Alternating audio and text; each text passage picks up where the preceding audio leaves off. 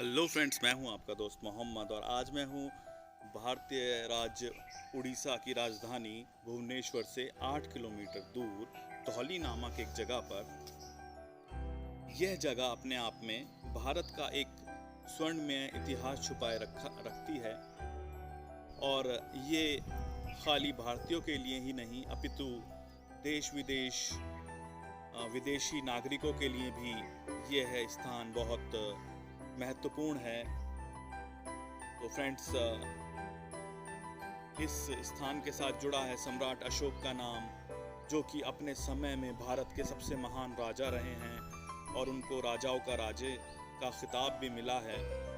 इनके राज्य की सीमाओं में नेपाल, म्यांमार, बांग्लादेश, पाकिस्तान और अफ़गानिस्तान और यहाँ तक कि ईरान का भी कुछ हिस्सा आता था।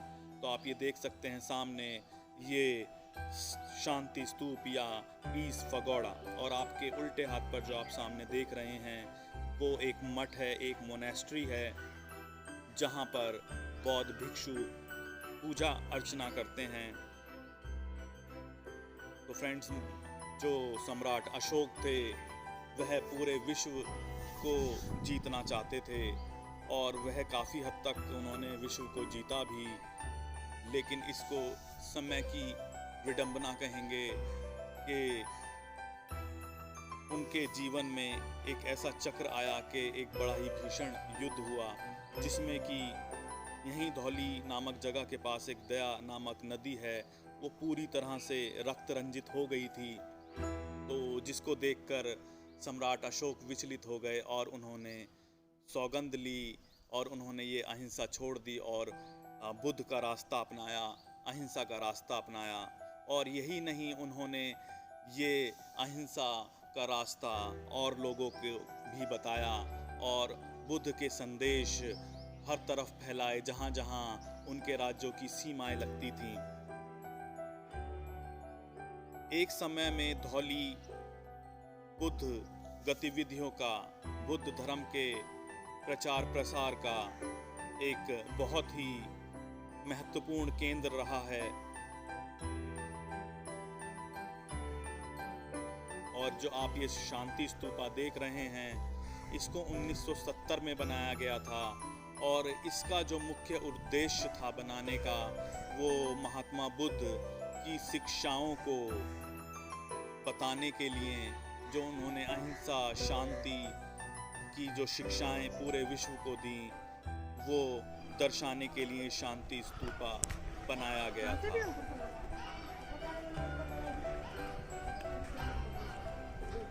महात्मा बुद्ध, जो कि अपने आप में भी एक राजा के पुत्र थे, राजकुमार थे, उन्होंने सब कुछ त्याग कर अपने आप को सर्व ज्ञान में लीन कर दिया था और उन्होंने फिर वो ज्ञान सबको बांटा। तो फ्रेंड्स, अब हम धीरे धीरे चलते हुए शांति स्तूप के पिछले वाले हिस्से में आ गए हैं।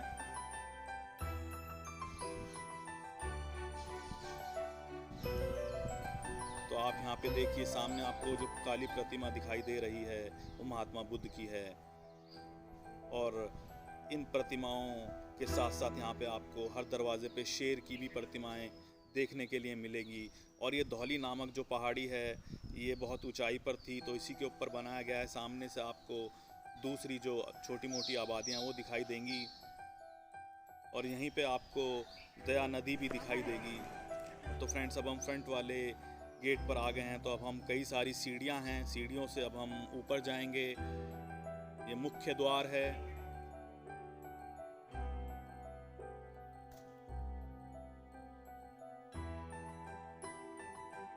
तो आप ये देख सकते हैं कितना सुंदर, कितना खूबसूरत ये भवन एक शांति का उपदेश देते हुए। तो आप ये देख सकते हैं महात्मा बुद्ध की ये प्रतिमा, लोग दूर दूर से इनको देखने आते हैं। जो बुद्ध अनुयायी हैं, चाहे वो चाइना से हों, जापान से हों, जिस भी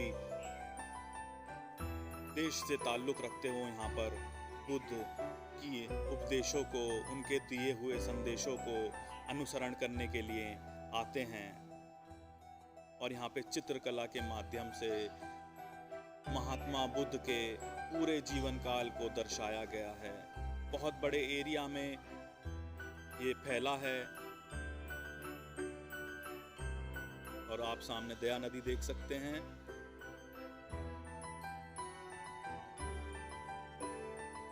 और ये बुद्ध लेटी हुई अवस्था में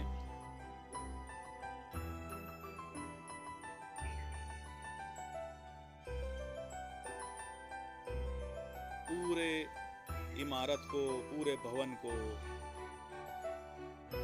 महात्मा बुद्ध और सम्राट अशोक की कलाकृतियों से सुसज्जित किया गया है।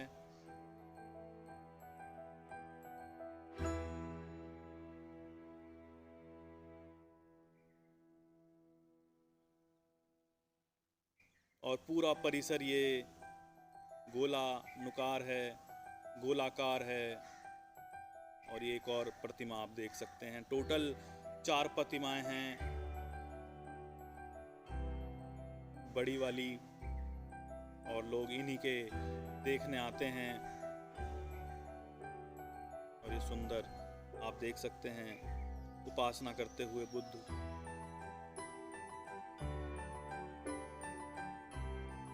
तो फ्रेंड्स, अगर आपको भी मौका मिले तो आप भी ज़रूर जाइए और अपने गौरवशाली इतिहास को देखिए कि हम कितने गौरवशाली इतिहास से आते हैं। तो फ्रेंड्स, ये था मेरा आज का वीडियो शांति स्तूप पर, जो कि पूरे विश्व को भारत द्वारा शांति का संकेत देता है, शांति की शिक्षा देता है। तो फ्रेंड्स, अच्छा लगे लाइक कीजिए, चैनल को सब्सक्राइब कीजिए। Thank you.